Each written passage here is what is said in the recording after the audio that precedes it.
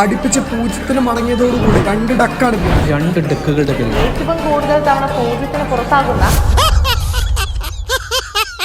മനുഷ്യന് മനസ്സിലാകുന്ന ഭാഷയിലാണ് ഞാൻ പറഞ്ഞത്. ഇനി നിനക്ക് മനസ്സിലാകുന്ന ഭാഷയിൽ ഞാൻ പറയാം. That's his third T20 International 100 in 5 innings.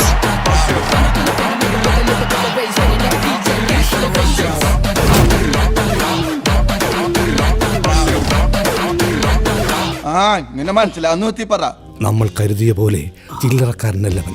ഇപ്പോൾ സഞ്ജു വിത തിരിച്ചു വന്നിരിക്കുന്നു. ഇത് താണ്ട സഞ്ജു എന്ന് സഞ്ജു തന്നെ പറയുന്നു. കാണല് കഴിഞ്ഞു, ഇനി കാണിക്കല. കോരിത്തരിച്ച് നിന്നാ മതി. നേരായ വഴിക്ക് സത്യസന്ധമായി ജീവിക്കുന്നതിനെ ദൈവം ചുമന്ന് എവിടെങ്കിലും കൊണ്ടെത്തിക്കും. 109 റൺസ് 56 പന്തിൽ 9 സിക്സറുകളും 6 ബൗണ്ടറികളും ഉൾപ്പെടെ 109 റൺസ്. മോളെ അച്ഛൻ കൊച്ചി പോയെന്ന് പറഞ്ഞാൽ മതി.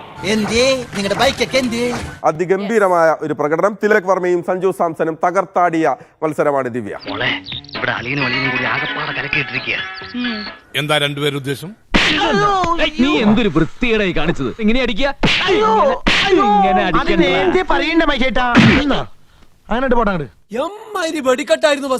തുടർച്ചയായി 2 സെഞ്ചുറികൾ നേടുന്ന ആദ്യ താരം എന്നുള്ളത് സഞ്ജു സാംസൺ ആയിരുന്നു. ഇപ്പോൾ തുടർച്ചയായി 2 സെഞ്ചുറി നേടുന്ന അടുത്ത ബാറ്ററായി തിലക് വർമ്മയും ആ പട്ടികയിലേക്ക് വരികയാണ്.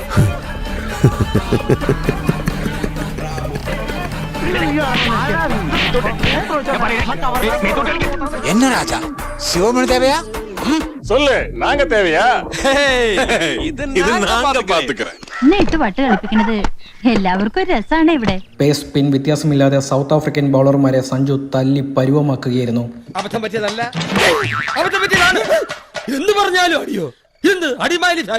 വളരെ സൂക്ഷിച്ചു വേണം അവനെ കൈകാര്യം ചെയ്യാൻ. അണ്ടർ എസ്റ്റിമേറ്റ് ചെയ്യരുത്. ചെയ്താൽ എസ്റ്റിമേറ്റ് തണ്ടറാകും. ഞാനാ ഇടിവെട്ടേറ്റ് പൊള്ളിയവനാ. ആദ്യ 2020-ലെ കിഡിലൻ സെഞ്ചുറിക്ക് ശേഷം തുടർന്നുള്ള 2 2020-കളിലും ഡെക്കായപ്പോൾ സഞ്ജു സാംസൺ ഏറെ വിമർശനങ്ങളും പരിഹാസങ്ങളും നേരിട്ടിരുന്നു.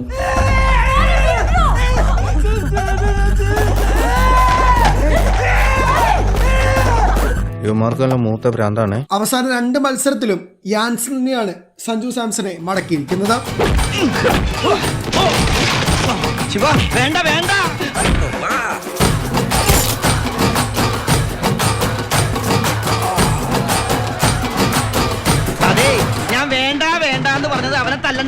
അവന്റെ കയ്യിൽ നിന്ന് തല്ല് കൊള്ളണ്ടാന്നാ പറഞ്ഞത്. തന്നെ പരിഹസിച്ചവർക്കും കളിയാക്കിയവർക്കും ബാറ്റ് കൊണ്ട് കിഡിലൻ മറുപടി നൽകിയിരിക്കണം നമ്മുടെ സഞ്ജു സാംസൺ. ദേഷ്യം വരുമ്പോ അമ്മാവൻ എന്തെങ്കിലും പറഞ്ഞിട്ടുണ്ടെങ്കിൽ നീ അത് മനസ്സിൽ വെക്കരുത്.